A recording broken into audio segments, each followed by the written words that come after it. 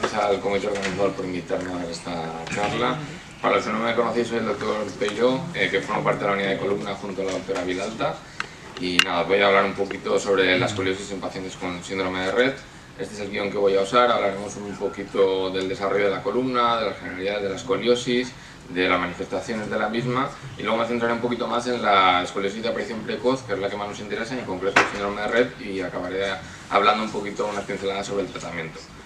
En cuanto al desarrollo de la columna, la mayor parte del desarrollo se hace durante la vida intrauterina. Se sabe que el 30% del crecimiento del tronco ocurre dentro del útero, y luego habría dos picos de crecimiento de lo que es el tronco, que es durante los primeros 5 años de vida, en los cuales se sabe que el 50% del crecimiento del tronco se produce en ese periodo, alcanzando una altura media de 108 centímetros, que es el 62% del total. Es un periodo crítico para la aparición de escoliosis por el pico rápido de crecimiento. Luego habría un impasse entre los 5 primeros años de vida y la pubertad, en los cuales se mantiene más o menos estable, y finalmente en la pubertad es cuando se produce el segundo pico de crecimiento más rápido, y es un periodo crítico para los niños con escoliosis de aparición precoz. También hay que tener en cuenta que la edad cronológica en la mayoría de los casos es un indicador bastante pobre de lo que es la pubertad, sobre todo en pacientes con síndromes que tienen trastornos hormonales o problemas de crecimiento. Estas gráficas que vemos aquí podemos ver la diferencia que hay entre lo que sería el crecimiento en los niños y en las niñas. En las niñas se sabe que el pico de crecimiento ocurre entre los 11 y los 13 años, siendo los 13 años el pico de cuando se produce más rápidamente. Y esto va a ser importante para saber cómo se puede desarrollar la escoliosis en estos pacientes que están en periodo de crecimiento. El riesgo de progresión de la escoliosis se sabe que en pacientes que están antes de este pico de crecimiento, es decir, antes de los 13 años, niñas que tienen más de 20 grados, se sabe que el 60% de estas escoliosis van a progresar, mientras que las niñas que tienen 30 grados o más, se sabe que el 100% de ellas van a progresar a una escoliosis más severa. ¿Qué es la escoliosis? La escoliosis es una palabra griega que se inventó antes de Cristo por Galeno, que significa torcido o curvado. Básicamente es una desviación lateral de más de 10 grados, es decir, que si está por debajo de 10 grados no lo consideramos escoliosis, es simplemente una variante de la normalidad. Y hay que tener en cuenta que es una deformación en 3 dimensiones, es una rotación de las vértebras, es como si fuera una escalera de caracol. No es solo lo que nosotros vemos en la radiografía, que es como una C o una S, sino que es como una escalera de caracol. Y el principal problema que produce en pacientes idiopáticos es el problema de autoimagen. Pero también la primera queja de las familias es el problema de imagen que genera a los pacientes. En cuanto a tipos de escoliosis, hablaríamos primero de una no estructural, que es la curva flexible, que es corregible tanto activa como pasivamente, y la cual no tiene rotación vertebral.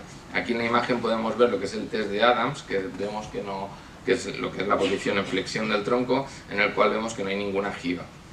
Y por otro lado teníamos la estructural, que en el test de Adams, como vemos en la imagen, sí que se ve una giba. En esta sí que hay una rotación vertebral, hay una retracción de los tejidos blandos.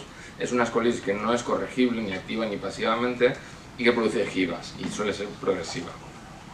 En cuanto a clasificaciones, podríamos clasificarla como topográfica o etiológica. En el caso del síndrome de Rett la incluiríamos dentro de las escoliosis neuromusculares. Y nos vamos a centrar ahora en lo que es la Early Onset Scoliosis o escoliosis de aparición precoz, que es aquella escoliosis que aparece antes de los 10 años.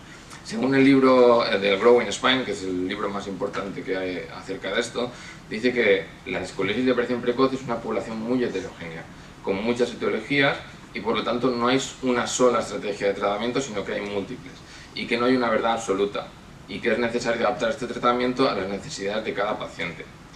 La clasificación, como veis aquí, de la Early Onset Scoliosis es muy compleja, pero básicamente lo que nos dice es que la etiología puede ser congénita, neuromuscular de bajo tono o de alto tono, sindrómica, idiopática, etc.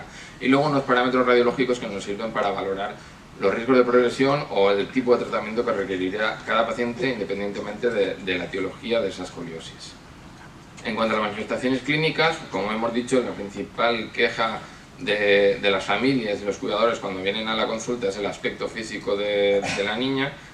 El dolor lumbar es poco frecuente, aunque hay series que demuestran que hasta un 30% de los pacientes pueden tener síntomas de dolor lumbar, y los síntomas neurológicos son muy raros, y en el caso de que los haya hay que hacer una resonancia para descartar problemas dentro de la médula que estén produciendo estos síntomas. En cuanto a la restricción de la afectación del sistema cardiovascular y pulmonar, suele afectar en pacientes que tienen curvas severas de más de 90 a 100 grados, en los cuales se produce una disminución de la capacidad vital por debajo del 45%. En cuanto al examen físico, lo ideal es observarlos en ropa interior, con la espalda al aire. Hay que examinar la piel para ver ciertas marcas de nacimiento que pudieran sugerir otro síndrome distinto o otras causas de esta escoliosis. Hay que valorar la discrepancia de longitud de los miembros inferiores, porque a veces las escoliosis pueden ser secundarias a este problema. Hay que valorar la simetría de hombros, la prevalencia de la escápula, el balance coronal y sagital, etc. El balance coronal es esto que vemos aquí, que básicamente es la línea plomada, que es poner una línea con un plomo desde el centro del cuello que tiene que dar centrada en la pelvis, como vemos en la imagen con el plomo. En cuanto al balance sagital sería más o menos lo mismo, pero visto de lado. La mayoría de pacientes con escoliosis tienen hipocifosis, realmente porque al producir una rotación en 3 dimensiones lo que estamos viendo del lado es la columna como si estuviera de frente. Y en los casos en los que hay una alteración del plano sagital, es decir, mucha cifosis, mucha curva, es en los que hay que descartar otros problemas. En cuanto al examen neurológico, hay que hacer un examen neurológico completo, sobre todo valorar los reflejos, incluyendo el reflejo abdominal, y en el caso de que haya alguna incongruencia, hay que solicitar una resonancia para valorar problemas que estén ocultos dentro de la médula o del cerebro. Últimamente, en los últimos congresos de la SRS, que es la Scoliosis Research Society, que es el organismo más importante de escoliosis, se recomienda que en todo niño de escoliosis de aparición precoz se realice una resonancia para descartar otros problemas que puedan estar ocultos dentro de la médula o del cerebro, independientemente de la etiología de la misma. Finalmente, teníamos que valorar la madurez sexual con el sistema de Tanner, la menarquia y signos esqueléticos que usamos nosotros en las radiografías, como el signo de Riser, que es la osificación del cartílago de crecimiento de la pelvis, y el trirradiado. En cuanto a las manifestaciones radiológicas, esta sería la forma ideal de hacer una radiografía en pacientes que pueden hacer bipedestación, en los que no, entonces la hacemos en sedestación o incluso en decúbito.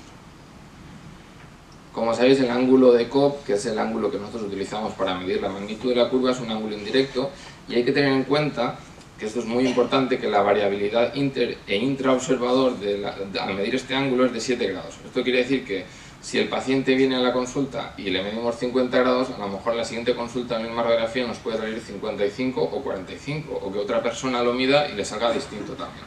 Eso no quiere decir que haya progresado, no, simplemente es que hay una variabilidad.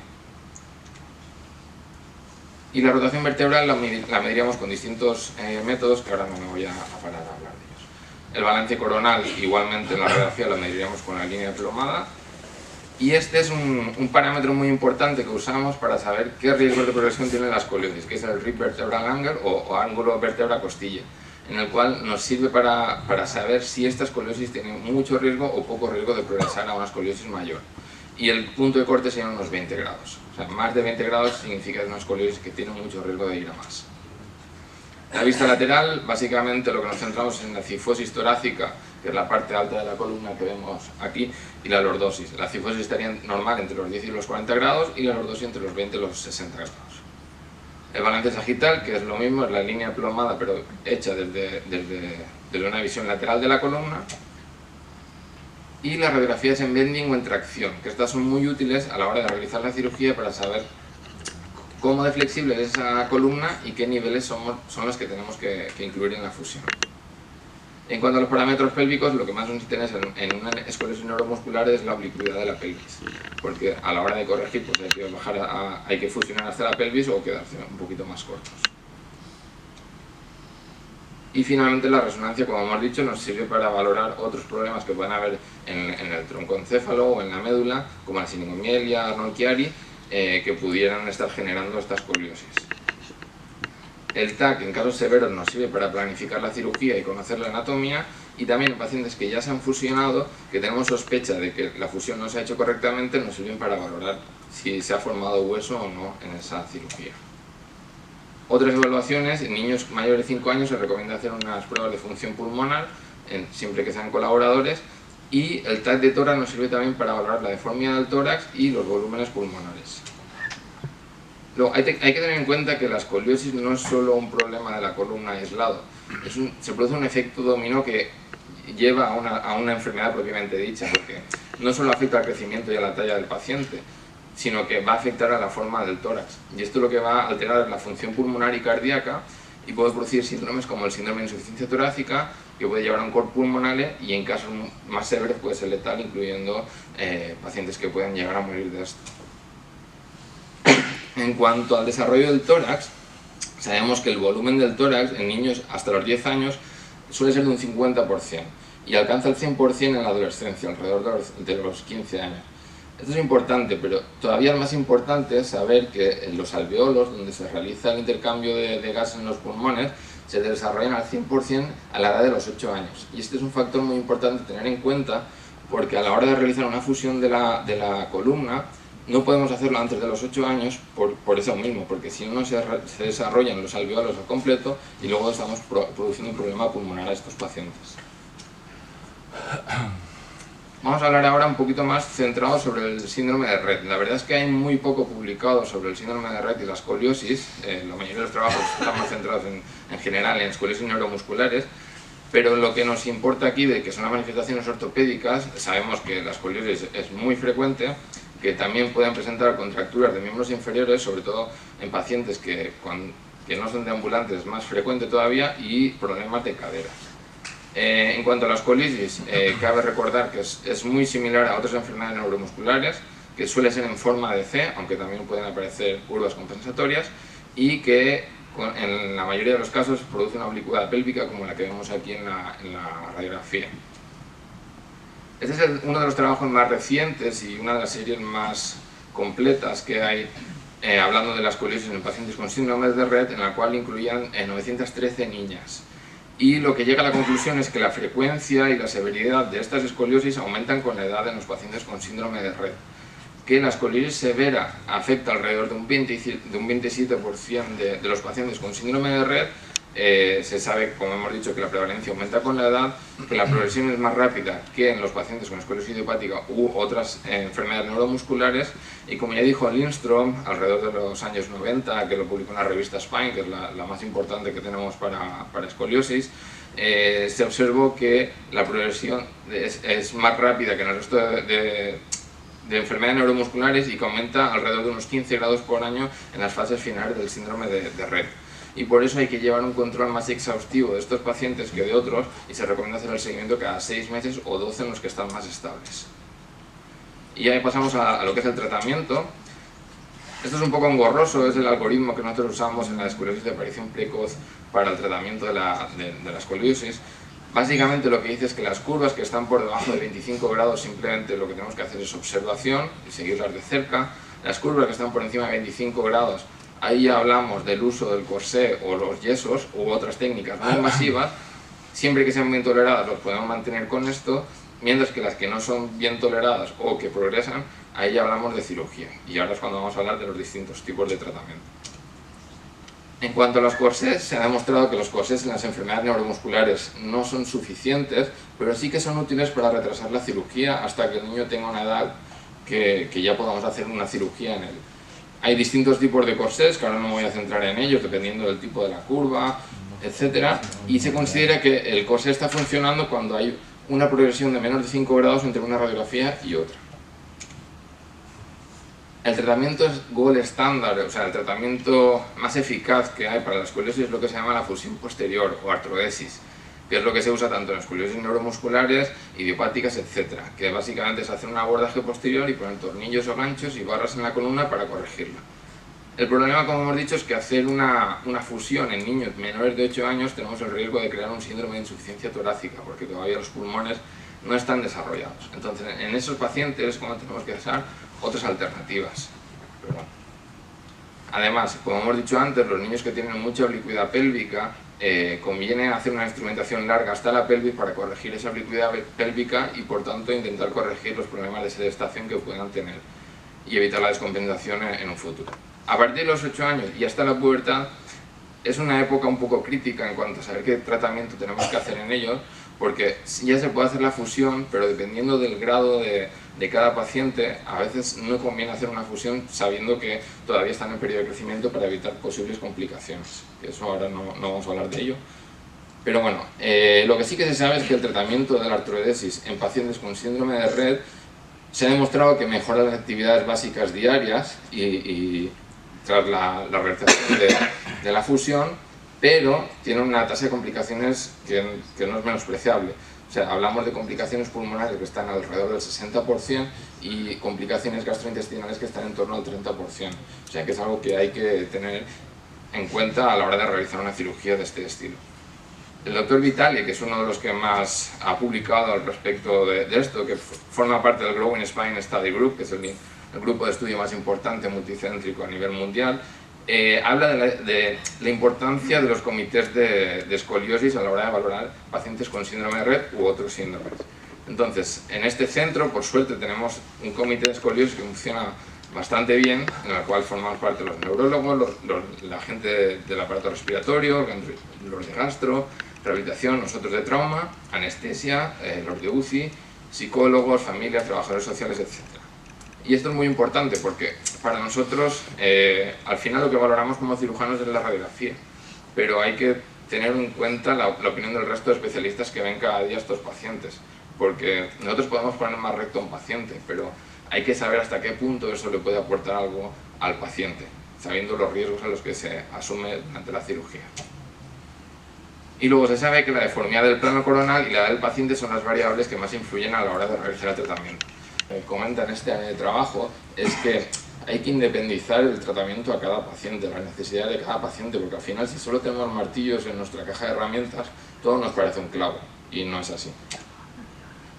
En cuanto al crecimiento que se pierde con la cirugía de fusión, se sabe que la fusión temprana de la columna, al no dejar que el tórax se desarrolle, produce el síndrome de insuficiencia torácica, que ya he recalcado varias veces. Y por eso los 8 años es un punto de corte bastante importante para nosotros a la hora de realizar un tratamiento. Por lo tanto, necesitamos alternativas a la fusión en niños más pequeños.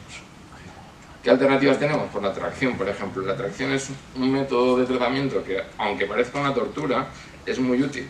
Y es algo que se usó en la antigüedad, se dejó de usar porque parecía un método de tortura, pero realmente se ha demostrado que es muy útil y muy seguro en pacientes con escoliosis severas antes de realizar una cirugía o incluso puede llegar a evitarla. Entonces, ¿qué indicaciones tenía la tracción? Pues pacientes con escoliosis de aparición precoz severas o cifosis severas antes de realizar una cirugía, ya sea de fusión definitiva o de barras de crecimiento, después de una liberación anterior sería quitar los discos de las vértebras para intentar que se movilice, que se flexibilice un poquito más, o incluso para aflojar la escoliosis o la cifosis antes de colocar unas barras de crecimiento. En cuanto a las contraindicaciones, sobre todo la inestabilidad de la columna cervical, por eso siempre que colocamos un halo hay que ver bien que no haya problemas en la columna cervical o defectos del cráneo, ya que el halo se queda enganchado al cráneo. Y niños menores de 18 meses, porque todavía el cráneo no se ha formado correctamente. Otro tratamiento muy útil y muy seguro que se usaba en la antigüedad, se dejó de usar y se está volviendo a usar, es el corsé de yeso. También parece otro método de tortura. Ya lo dijo Mark Abel, que es en la revista Neurosurgery Spine, que aunque es menos glamuroso que una cirugía, se ha demostrado que es muy efectivo y tiene que ser instaurado de forma temprana en pacientes con curvas que ya son importantes antes de los 8 años. Indicaciones, pues como hemos dicho, escoliosis de aparición precoz, para aflojar un poco la columna antes de colocar un corsé normal, o incluso cuando hay un fallo en el uso del corsé, es decir, familias o pacientes que no quieren usar el corsé, pues es una forma de mantenerlos, que no se puedan quitar el corsé, digamos, porque es un corsé que se lleva 24 horas al día. Ventajas, se aplica mayor esfuerzo que con el resto de tipos de corsé, se puede moldear mejor porque se hace bajo anestesia, se produce una mejor corrección, tiene un mejor cumplimiento porque no se lo pueden quitar, y el corsé, después de haber colocado un yeso, es mejor tolerado que de entrada. Desventajas, la ducha, evidentemente, el calor, dependiendo de la zona de España o del país del que vengan, pues el niño puede ser una contraindicación. Algunas familias se quejan de que la niña no se puede abrazar, y luego en países con sistemas sanitarios privados, una de las quejas principales es que es un tratamiento que lleva mucho tiempo y que es poco remunerado para el cirujano. Después, este artículo que es muy interesante, que es la doctora Meta, que es una de las que más ha apuntado al respecto de esto, presentó una serie de 136 pacientes con escoliosis de aparición precoz, en los cuales 94 de ellos la escoliosis se curó. Esto quiere decir que el corsé de yeso, aunque parezca un método de tortura, es un tratamiento que es curativo si lo cogemos a tiempo. Esta sería una de las mesas de tortura que digamos para colocar los yesos. Hay varios tipos, como la de Meta, que es la anterior, la de Shriners, etc. Y este sería el procedimiento. Básicamente se coloca como una camisa de algodón debajo, se coloca el niño en tracción y vamos aplicando capas de yeso hasta dejarlo con un yeso que es más o menos visible y que le mantiene la curva. Esto se hace bajo anestesia general porque hay que aplicar unas fuerzas bastante importantes que sin anestesia no serían tolerables. Pero como hemos dicho, es un tratamiento que es curativo. De hecho, los dos únicos tratamientos curativos que hay ahora mismo es la cirugía y el yeso. Este sería un esquema de lo que son las barras de crecimiento, los sistemas de crecimiento, que se llaman fusiones también.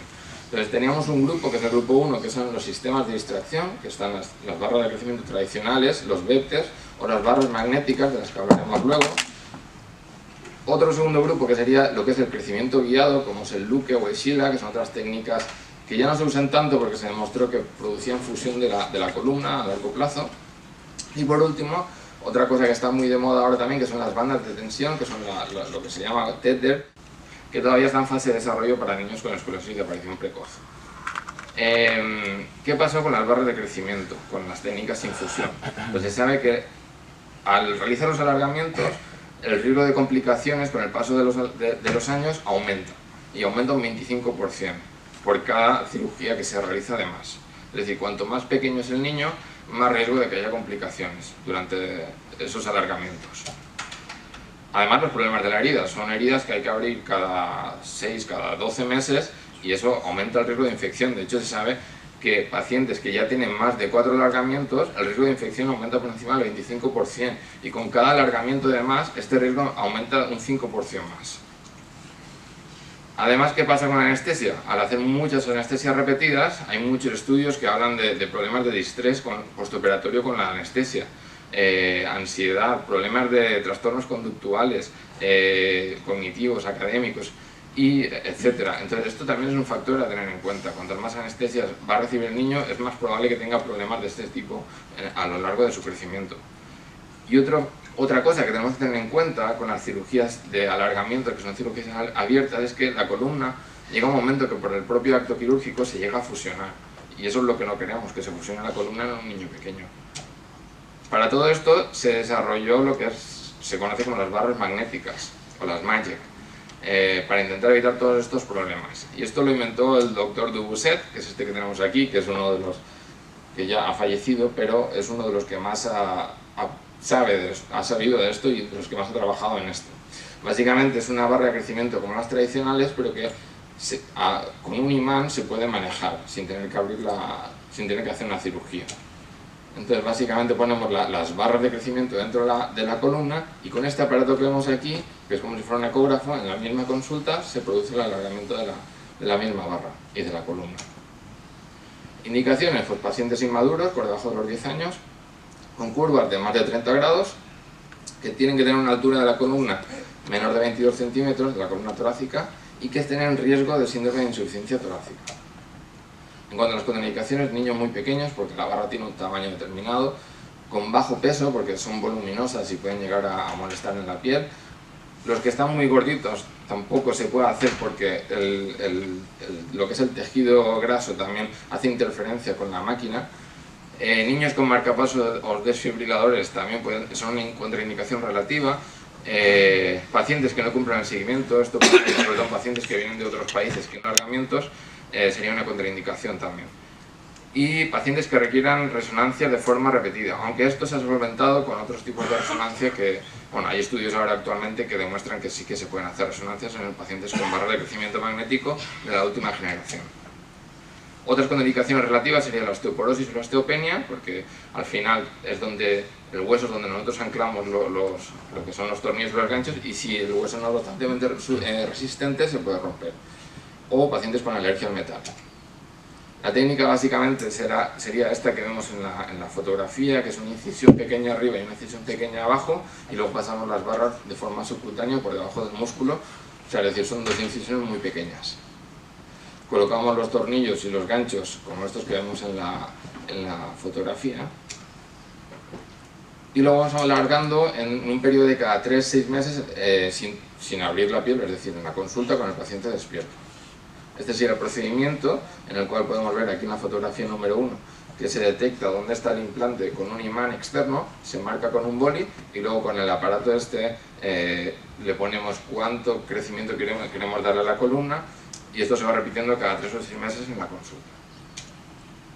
Este es un caso que, aunque no es un síndrome de Rett, nos vale para ver cómo se utilizarían estas barras, en el cual es una escoliosis en una niña de 2 años, a la cual se le puso un yeso para intentar retrasar la cirugía. El yeso no fue bien tolerado y la curva progresó. Y llegamos a esto a los 5 años. Entonces, al final lo que decidimos es colocarle unas barras de crecimiento magnéticas y a los 3 años después de la cirugía, este es el resultado. O sea, una niña que ya ha pasado de los 2 años a los 8 años con una escoliosis más o menos estable. Todo esto salió a partir del 2012. La primera publicación la publicó Cheung en la revista Lancet, que es de las más importantes en medicina, en la cual explicaba las ventajas de esta técnica prometedora. Posteriormente, en 2013-2014, salieron muchos artículos en los cuales mostraban las ventajas de estas barras magnéticas respecto a otras barras tradicionales en las cuales había que hacer cirugías repetidas. Y todo parecía muy bonito. Pero con el paso del tiempo se vio que al final todas las barras de crecimiento tienen siempre algunas complicaciones, y como hemos dicho, cuanto más pequeño es el niño, más complicaciones. Como puede ser que falle lo que es el motor que está dentro de la barra a la hora de distraer, o que se desanclen los tornillos o los ganchos. O problemas de osificación también, o de metalosis. La famosa metalosis simplemente es que las partículas de metal de la barra se sueltan y se depositan en los tejidos alrededor. Otros efectos adversos de las barras de crecimiento es que se sabe que los múltiples alargamientos al final no se consigue alargar tanto por la fibrosis que se genera con la cirugía. Y eso también es en parte por la autofusión que se genera al alargar la columna. En un artículo que publicamos nosotros recientemente, intentando minimizar los riesgos y las complicaciones de estas técnicas, nosotros lo que proponíamos era una cirugía en 2 tiempos para escoliosis muy severas, que consiste en un primer tiempo, bajo anestesia se colocan lo que son los tornillos y los ganchos, y se coloca al niño en un halo 2-3 meses, que le da un tiempo suficiente para que esos tornillos que se han colocado se asienten bien en la columna, y además se corrige con esos 2-3 meses y el halo, se corrige la escoliosis parcialmente. Y en un segundo tiempo se colocan las barras. Con eso conseguimos disminuir la tasa de complicaciones en escoliosis de aparición precoz de en torno a un 50% a alrededor de un 11%. Es una tasa bastante baja para lo que he publicado en el resto de series. Otro problema que llevan las barras de crecimiento es que son muy caras. Entonces, una cirugía de este tipo, simplemente en implante, estamos hablando que pasa de los 30.000 euros, mientras que unas barras convencionales están por debajo de los 10.000. Esto es algo que en sistemas públicos se tiene muy en cuenta, pero hay muchos estudios que han demostrado que a partir del 3er año de esta cirugía, los gastos entre las dos técnicas se equiparan, porque estamos evitando cirugías y esos gastos se tienen en cuenta también. Además hay otros costes socioeconómicos, como por ejemplo el tiempo de escuela que pierden, el tiempo de las familias y los cuidadores que pierden de trabajo al estar el niño ingresado para el resto de cirugías, el síndrome de estrés postraumático posquirúrgico que se ha demostrado en niños con cirugías repetidas. Entonces, todos estos son factores que hay que tener en cuenta a la hora de realizar cirugías de alargamiento. Y la función pulmonar, ¿qué pasa con ella? Pues se ha demostrado que las cirugías de barras de crecimiento mejoran la función pulmonar en los niños a lo largo del crecimiento, ya que se corrige la escoliosis parcialmente, además de que estamos dándole más altura al tronco. Y las tasas de complicación al final, ¿qué pasa comparando las distintas técnicas? Pues la verdad es que se ha demostrado que son similares. O sea, las tasas de complicaciones de los implantes en las barras magnéticas y las no magnéticas son similares. Lo que sí que es verdad que tiene una tasa de infecciones menor, porque hacemos menos cirugías, que en las tradicionales. Y a modo de resumen del tratamiento, simplemente recalcar que el yeso puede corregir algunas curvas, por tanto, aunque parezca un poco engorroso, es un tratamiento muy útil, muy seguro, con una tasa de complicaciones prácticamente nula. Nos puede hacer ganar tiempo de cara a una posible cirugía, al igual que la tracción, que nos puede ayudar a corregir la curva antes de una cirugía e incluso a ganar tiempo, que la tracción y el yeso se pueden combinar, y que la corrección mantenida por el yeso con el corsé, con las barras de crecimiento, nos sirve para llegar a una edad determinada en la cual le podemos hacer al paciente una fusión definitiva. Y para terminar, saber que la escoliosis en el síndrome de Rett tiene una progresión más rápida que el resto de enfermedades neuromusculares, que la frecuencia y la severidad de la escoliosis aumenta con la edad, que es más severa en ciertas mutaciones, que la cirugía mejora la calidad de vida de las actividades diarias, aunque tiene una tasa de complicaciones que es bastante importante. Hay que individualizar el tratamiento a cada paciente según las necesidades que tenga, y para ello es muy importante la formación de equipos multidisciplinares en la cual todos opinamos cuál es el mejor tratamiento para nuestro paciente. Gracias.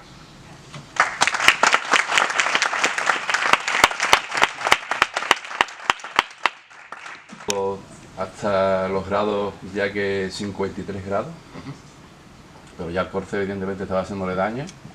Se quitó el corsé hace 6 meses, ella tiene unos 53 de altura, y en ese momento es cuando la escoliosis ha progresado a un 80%, donde ya estás teniendo problemas de neumonía y demás, y bueno, el tema que es el abordamiento de la operación. El tener una columna que tiene una flexibilidad, porque realmente no hace falta hacer una tracción y nada, porque se ha comprobado y se ha hecho. La pregunta mía es solamente una sola operación la que se le realiza a ella, que tiene 15 años ya, y bueno, si puede después, una vez que de la operación, puede seguir haciendo sus terapias y demás. A los 15 años ya se considera que el crecimiento remanente que le queda a la columna ya es poco, entonces, lo que son las consecuencias de hacer una fusión en esa columna son pocas. Me refiero a que no va a afectarle tanto la capacidad pulmonar como un niño pequeño, por lo tanto en esa edad ya se valora hacer una fusión definitiva, que es una cirugía y ya está. Y en cuanto a las actividades que pueda hacer después de la cirugía, normalmente lo que se recomienda es que durante los 6 primeros meses tras la cirugía no se hagan actividades que la pongan en riesgo de que lo que son caídas, de forzarle la espalda, porque corre el riesgo de que se afloje o se suelte algún tornillo o se parta la barra, sí. Pero a partir de ahí ya podría hacer vida normal. O sea, hacen vida normal simplemente con restricción de ciertas actividades, y a partir de los 6 meses ya tienen carta de libertad para hacer cualquier cosa, igual que antes de operarse. Muy bien, gracias.